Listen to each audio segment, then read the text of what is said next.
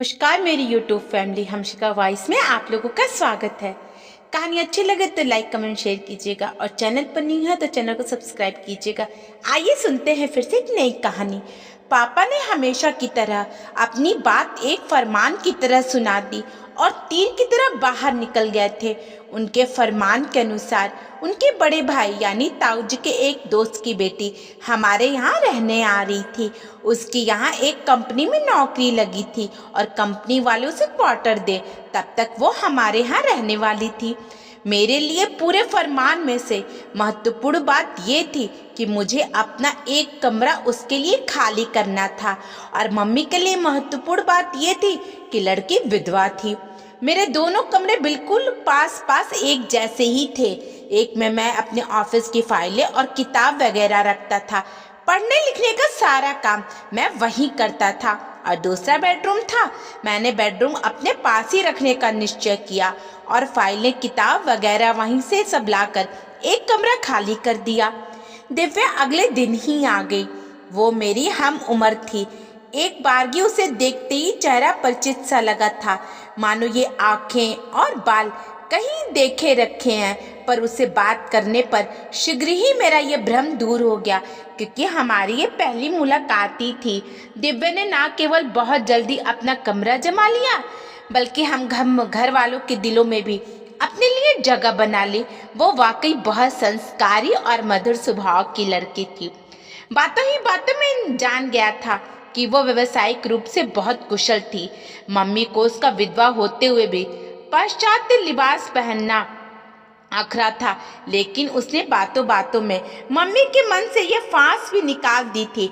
दिव्या ने बताया कि पहले वह साड़ी और सूट ही पहनती थी, पर उनके साथ बिंदी चूड़ा का अभाव तुरंत ही उसके विधवा होने का प्रमाण प्रस्तुत कर जाता है और ना चाहते हुए भी उसे लोगों की आंखों में अपने लिए सहानुभूति और बेचारगी के भाव देखने पड़ते थे, जो उस जैसी स्वाभिमानी युक्ति को कतई गवारा नहीं था।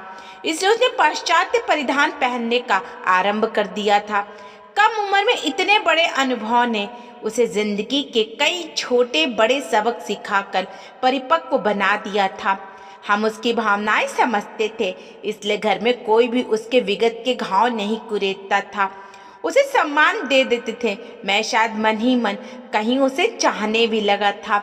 मम्मी और दिव्या की नजरें ये चाहत के भाव पड़ चुकी थी और इससे अपनी असहमति भी वे समय समय पर जाहिर कर देती थी। मसलन दिव्या की मौजूदगी में ही मम्मी मेरी शादी का जिक्र छेड़ देती थी। अब तो घर में बहू आ जानी ही चाहिए।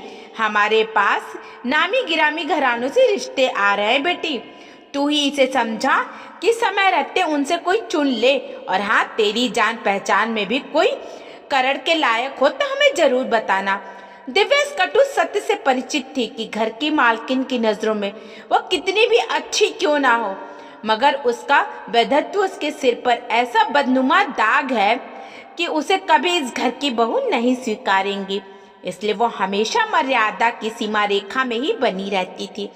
मैं चाहकर भी उस सीमा रेखा को लांघने का साहस नहीं कर पाता था। उस दिन मैं ऑफिस के लिए निकलने को ही था कि अचानक तेज बारिश शुरू हो गई। मैं छाता लेकर वापस कमरे की ओर गया तो ध्यान बरबसी दिव्या के कमरे की ओर चला गया। वह ऑफिस निकल चुकी थी और वो बालकनी में सुखाए उसके कपड़े भीग रहे थे। हम दोनों भले ही कितना भी घुल मिल गए थे, पर एक दूसरे के कमरे में नहीं जाते थे। मेरे पाँव अन्याय उसके कमरे में से होते हुए उसकी बालकनी में पहुंच गए। मैंने फटाफट सारे कपड़े उठा लिए, उसके कमरे में लाकर फैलाने लगा। इस उपक्रम में तकिया हटाया तो उसके नीचे दबे कुछ पन्ने स्वतः ही फड़फड़ाकर उड़ने लगे। उन्हें झुककर उठाने लगा तो लगा बिजली के नंगे तार से छू गया हूँ। पास रखी कुर्सी पकड़ ना ली होती तो गिर ही जाता। वो खत थे, मेरे अपने हाथों से लिखे गए खत। ये खत इस लड़की के पास कहाँ से आए?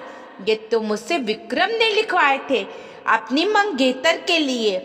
अपनी मंगेतर मतलब दिव्या विक्रम की विधवा है।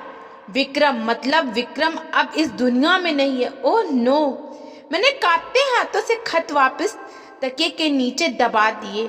मैं अपने चकराते सिर को थामे निकल आया था। घर से ऑफिस तक रास्ते में विगत का घटनाक्रम तेजी से मेरे आंखों में सम्मुख सिनेमाई रील की भांति घूम रहा था। विक्रम और मैं कॉलेज में अच्छे दोस्त थे। मैं पढ़ाई में बहुत अच्छा था और वह काम चलाऊ नंबर से पास हो जाता था। अंतिम वर्ष की पढ़ाई खत्म होने की हुई थी तभी उसका रिश्ता कहीं पक्का हो गया था। इतना भी क्या जल्दी है यार, मैंने उसे छेड़ा था। लड़की के माँ पिता नहीं है और मामा जल्द शादी कर निपटाना चाहते हैं, विक्रम ने स्पष्ट किया था। वैसे इतना तो मैंने भी मन ही मन में अनुमान लगा लिया था कि कोई मजबूरी में ही ये रिश्ता तय हुआ होगा, क्योंकि विक्रम तो अभी नौकरी भी नहीं लगी है उसकी, जबकि मेरा कैंपस इंटरव्यू में चयन हो गया था। एक दिन विक्रम थोड़ा मायूस सा मेरे पास आया था। उसे अपनी मंगेतर को प्रभावित करने के लिए एक खूबसूरत सा प्रेम पत्र लिखना था। इसकी क्या जरूरत आन पड़ी? मैंने फिर उसे छेड़ा था। लड़की अच्छी पढ़ी लिखी और सुंदर है, नौकरी भी लग गई है। यार मुझे बहुत कॉम्प्लेक्स आ रहा है, कुछ तो मुझ में भी हो जिससे वो मेरी ओर खींचे। उसकी तारीफ में श्रृंगार और प्रेम रस से परिपूर्ण एक तड़कता फड़कता सा खत लिख डाला, जिसे पढ़ते वो मेरे प्रेम सागर में गोते लगाने लगी। मैंने तो उसे देखा तक नहीं, और वैसे भी ये काम तुझे ही करना चाहिए। मैंने सफाई से हाथ झाड़ने चाहे थे, लेकिन विक्रम इतने आसानी से मुझे छोड़ने वाला नहीं था। तू मेरा पक्का दोस्त है, मेरी कमजोरियों से वाकिफ है, जानता है पढ़ाई लिखाई में मेरा हाथ वैसे ही तंग है। तू यह काम बखूबी कर सकता है, इसलिए तो तेरे पास आया हूँ। रही बात उसे देखने की, तो मैंने देखा, मतलब तूने भी देखा। मैं तुझे बताऊंगा उसकी आंखें बाल कितने सुंदर है। तू बस उस वर्णन को कविता की लड़ियों में पिरोते जाना। क्या तू नहीं चाहता कि तेरे दोस्त की भी कोई इमेज बने? विक्रम इमोशनली ब्लैकमेलिंग पर उतर आया तो मैंने घुटने टेक दिए। उसके बताए वर्णन के अनुसार एक भावपूर्ण प्रेम रस से भरा खत लिखकर उसे दे दिया था। इसे कम से कम अपनी हस्तलिपि में तो उतार लेना। मेरा क्या दिमाग खराब है जो इतने मोती जैसे अक्षरों को ठुकराकर अपने मक्खी की टांग जैसी राइटिंग में खत उतार कर भेजूंगा। विक्रम ने खत समेटते हुए अपनी जेब में डाल दिया। अबे तू मरवाएगा यारा, कभी पकड़ा गया तो तेरे साथ मैं भी लपेटे में आ जाऊंगा। कुछ नहीं होगा। अरे वैसे भी दोस्ती के लिए पिटना भी पड़े तो क्या है। वो हंसता हुआ खत लेकर रफू चक्कर हो गया था, पर थोड़ी ही दिनों बाद फिर हाजिर था अगला खत लिखवाने की गुजारिश लेकर। मैं साफ मुकर गया था, पर उसके तर्क बड़े अजीब थे। एक खत ने ही जादू कर दिया है उस पर। देख क्या जवाब आया है।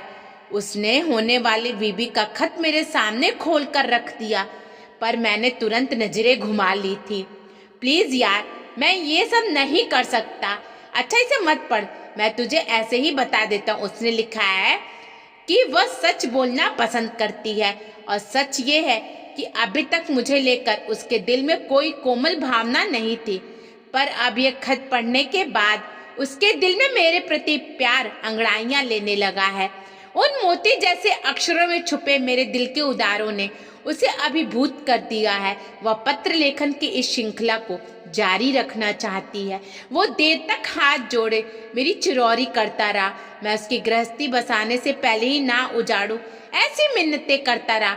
मजबूरन मुझे फिर उसके लिए पत्र लिखना पड़ा।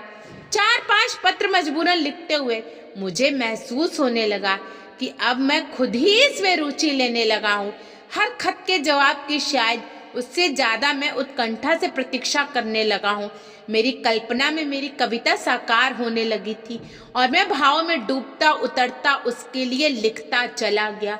25 पत्रों की वह श्रृंखला विक्रम के विवाह के साथ ही थमी थी। कुछ दिन तक तो मुझे बहुत खालीपन महसूस हुआ। मैंने भी नई नई नौकरी ज्वाइन की थी, इसलिए उसकी शादी में भी नहीं जा पाया, और फिर विक्रम ही दूसरे शहर नौकरी करने चला गया था। तो बस पत्रों के साथ ही दोस्ती का सिलसिला भी रुक गया था। आज मुझे समझ में आया, पहले कभी ना मिले होने पर भी पहले ही मुलाकात में मुझे दिव्या का चेहरा इतना परिचित और अपना सा क्यों लगा था। दिव्या के प्रति मेरी चाहत और भी बढ़ गई थी, क्योंकि मुझे उसे यह सब कुछ बता देना चाहिए। क्या मम्मी कभी इस रिश्ते के लिए राजी होंगी? मैं लगातार रोज ऐसे ही ख्यालों में खोया खोया सा रहता और कोई ना कोई बहाना बनाकर उसकी एक्टिविटीज देखता रहता। कुछ समय तक अभी इस उपबोध से निकल ही नहीं पाया था कि सिर पर एक और संकट मंडरा बैठा। पापा एक दुर्घटना में बुरी तरह घायल हो चुके थे। 4 दिन अस्पताल में भर्ती रहे। चोटें काफी आई थी।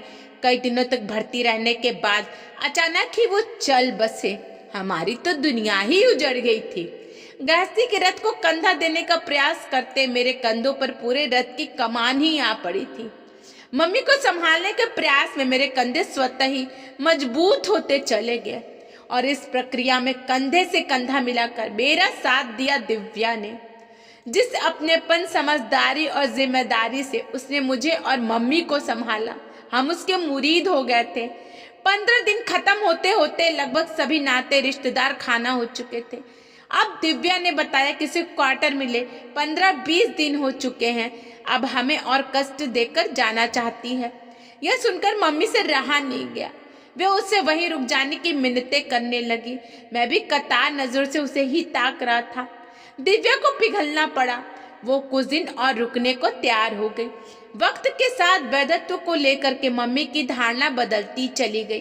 दिव्या हर वक्त चट्टान की तरह उनके साथ बनी रहकर उनका मनोबल बनाकर रखती। मम्मी का फिर से मुझ पर शादी के लिए दबाव बढ़ने लगा था। हाँ, उनके सुर अवश्य कुछ बदल गए थे। तो जिस लड़की को चाहता है उसी से ब्याह कर ले, पर शीघ्र कर ले। मैं अब ज्यादा दिन तक जिंदा नहीं रह सकूंगी। एक दिन मौका पाकर दिव्या ने भी मेरी क्लास ले ली। तुम शादी के लिए हाँ क्यों नहीं करते हो? आंटी बेचारी की कब से इच्छा है। ऐसे बिना जाने पहचाने कैसे किसी के साथ जीवन भर के लिए बांधा जा सकता हूँ? मुझे तो विवाह की यह रीति ही समझ नहीं आती है। देखने में, सुनने में जितना अजीब लगता है, असल में वैसा है नहीं। मेरे साथ भी ऐसा ही हुआ था। जब विक्रम से रिश्ता तय हुआ था, मैं उसके बारे में कुछ भी नहीं जानती थी। तुम्हारी तरह ही सोचती थी कि कैसे एक अनजान इंसान के साथ पूरी जिंदगी काटूंगी। पर पता है क्या हुआ? हमारे बीच खतों का कुछ ऐसा सिलसिला चल निकला कि बिना मिले ही हम एक दूसरे को इतना समझने लगे जैसे पिछले कई जन्मों से एक दूसरे को जानते हो। सच, उसके खत इतने भावपूर्ण और उन्मादी होते थे कि पढ़कर एक नशा सा छाने लगता था। शादी के बाद मैंने 1-2 बार उसे छेड़ा भी कि अब वो रसपूर्ण खत नहीं लिखता है। तुम सामने तो हो, किसे लिखे? वह तुनक कर बोला, अच्छा वैसी मीठी बातें बोल ही दिया करो। तुम्हें मेरे प्यार पर भरोसा नहीं है दिव्या। हर चीज कहकर या लिख कर ही बतानी पड़ेगी। प्यार के उन अतरंगों पलों में भी वो गुस्सा उठा तो मैं घबरा गई थी। फिर कभी उन खतों के बारे में बात करने का साहस नहीं हुआ था। पर सच है, आज भी कभी कभी दिल करता है कि कोई वैसे ही प्यार भरे खत लिखे मुझे। एकटक खुद को घूरता पाकर दिव्या को एहसास हुआ कि ये क्या बोल गई थी। आंटी की दवा का टाइम हो गया। वो वहां से खिसक ली थी। 2 दिन बाद ही दिव्या की ऑफिस टेबल पर एक व्यक्तिगत पत्र पढ़ा था। पत्र खत्म करते करते उसके पसीने छूटने लगे थे। उसने इधर उधर चोरी नजरों से देखा। कमरे में विक्रम का भूत तो नहीं है? पत्र की तारीख चेक की, कहीं 4 साल पहले का खत डाक विभाग की मेहरबानी से अब मिला हो। नहीं, ऐसा कुछ भी नहीं है।